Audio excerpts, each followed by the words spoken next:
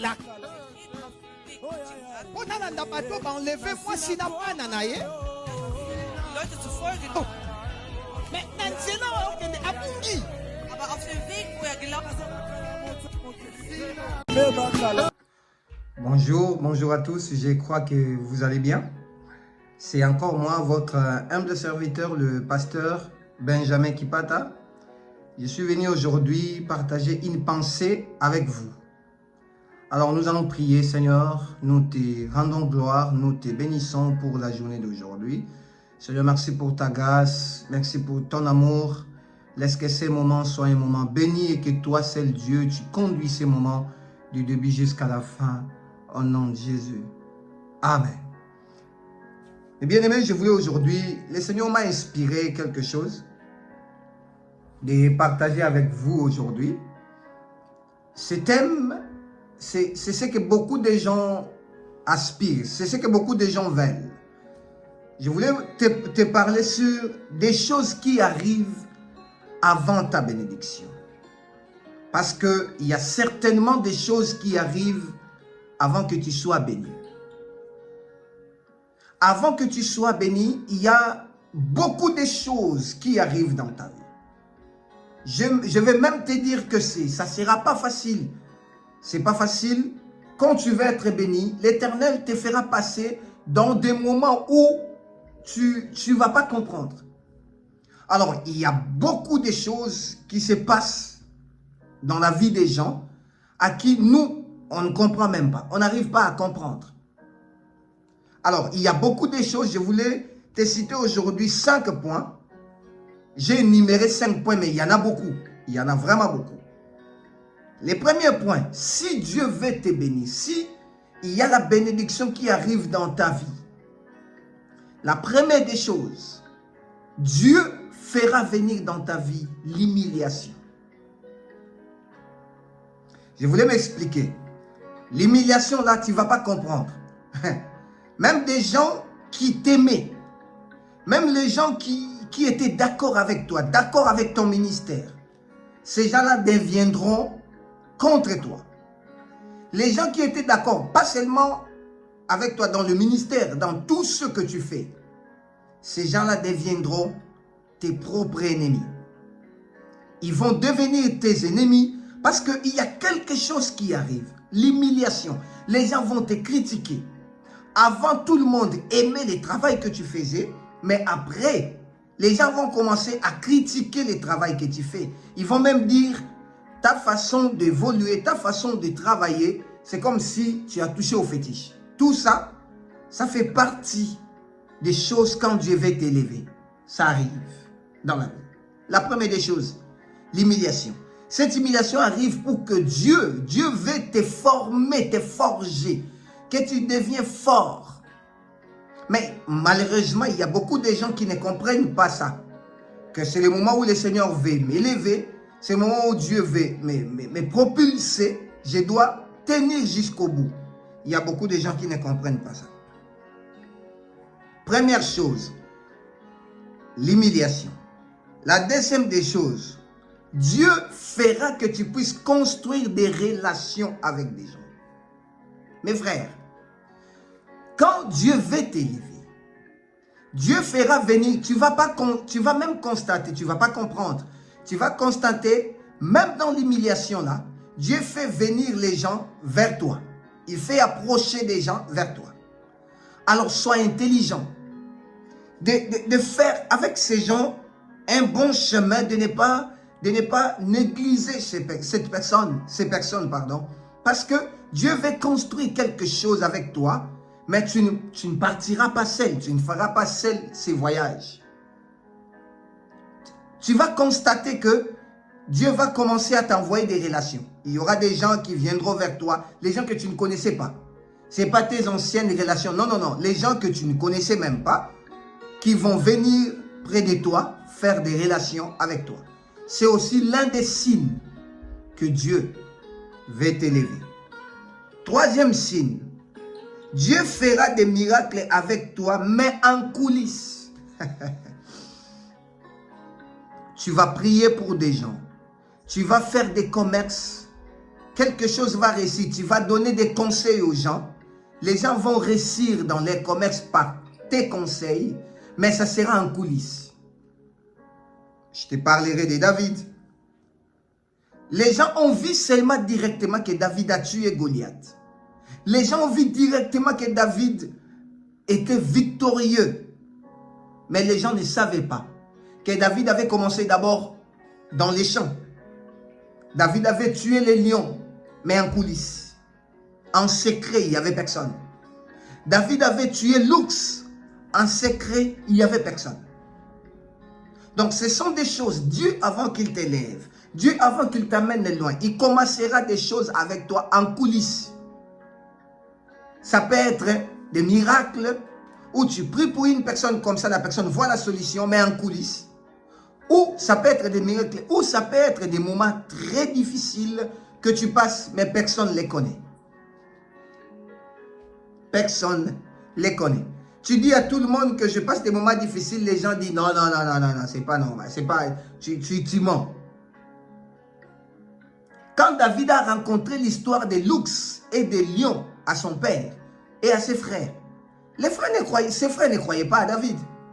Disaient peut-être à David, tu es en train de blaguer ou tu es en train, je ne sais pas quoi. Qui peut tuer un Goliath, qui peut tuer un lion ou loups?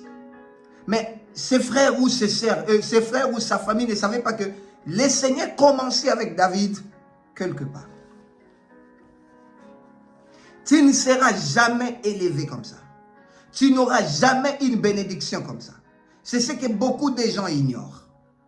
Tout ça, c'est la bénédiction. Même le mariage, c'est une bénédiction. L'élévation, c'est une bénédiction. Le voyage, c'est une bénédiction. Être élevé au ministère, c'est une bénédiction. Mais ça ne viendra pas comme ça si tu ne payes pas les prix.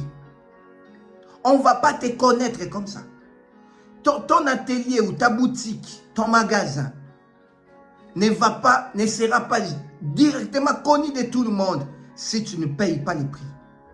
Tu n'entreras jamais dans un mariage si tu ne payes pas les prix. Il y a d'autres personnes à qui, si tu vois quelqu'un, sa vie est trop facile, il n'a pas de combat, regardez bien la vie de cette personne-là, il n'a pas une destinée. Oui, nous tous, nous avons des destinées, mais nos destinées ne sont pas les mêmes. Ça ne se ressemble pas. Troisième point, Dieu fera des miracles avec toi. Dieu fera des choses avec toi, mais en coulisses. On ne citera pas ça. Personne ne connaîtra ça. Que tu es passé, tu as prié pour telle personne, tu as fait telle chose et ça a réussi. Telle personne évolue par tes conseils. Les gens ne sauront pas ça, ne sauront pas que c'est par toi. C'est comme ça que l'Éternel Dieu prépare une personne dans l'élévation. Alors, quatrième point, Dieu fera venir des choses pour te pousser à lui chercher. Dieu fera qu'il y aura des difficultés qui vont t'arriver. Dieu fera que tu puisses lui chercher dans la prière.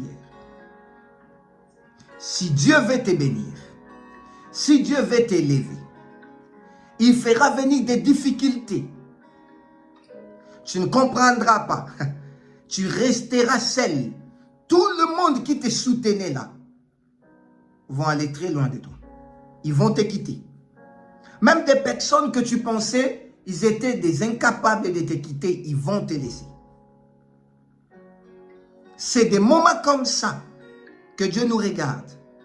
Laisse-moi te dire, la solitude ou rester seul, c'est parmi des choses, parmi des signes que Dieu veut t'élever. Alors quand tu resteras seul là, crée cette intimité avec Dieu. Va créer l'intimité avec Dieu. Dieu voudra que quand tu resteras seul, que tu t'accroches avec lui, que tu sois près de lui. Tu resteras seul, mes frères et sœurs. Dieu fera tout pour que tu lui cherches dans la profondeur. Dieu fera tout pour que tu cultives cette intimité-là avec lui. Dieu fera tout pour que tu deviennes son ami. Parce que beaucoup de gens ne savent pas. l'élévation que Dieu veut te donner, tu garderas cette élévation seulement si tu es avec ces dieux attachés, si tu es avec l'intimité avec ces dieux. Sans l'intimité avec Dieu, tu perdras cette élévation dans quelques jours ou dans quelques mois. C'est pourquoi vous voyez beaucoup de gens n'arrivent pas à maintenir l'élévation, parce que quand l'élévation arrive, et ils se détachent de Dieu. C'est pas ça. Je sais que Dieu t'a promis beaucoup de choses. Mais crois-moi, tu vivras ceci. Ça arrivera. Alors quand ça va arriver, ne lâche pas. Un lâche ne gagne jamais. Un gagnant ne lâche jamais. Quatrième signe. Dieu veut te faire passer dans son école. Dieu te fera passer à son école. L'école de Dieu, tu vivras des choses et des choses dans ton parcours. Tu vivras des trahisons, mes frères et sœurs. Je sais que, laisse-moi te dire, ça ne sera pas facile. Il y aura des moments difficiles qui viendront. Vois l'exemple de Jésus. Jésus, avant d'être élevé, Jésus, avant d'aller à la croix, il a passé des moments difficiles. Il était même parti prier. La Bible dit ses suaires s'est transformé en sang. Il priait pourquoi? Parce qu'il voyait cette difficulté, ces problèmes qui arrivent. Mais il n'avait pas le choix. Il devait affronter ça. Pourquoi s'il y a des problèmes qui arrivent dans ta vie, tu abandonnes? Pourquoi si tu vois les gens te délaissent, toi si tu cries, tu pleures?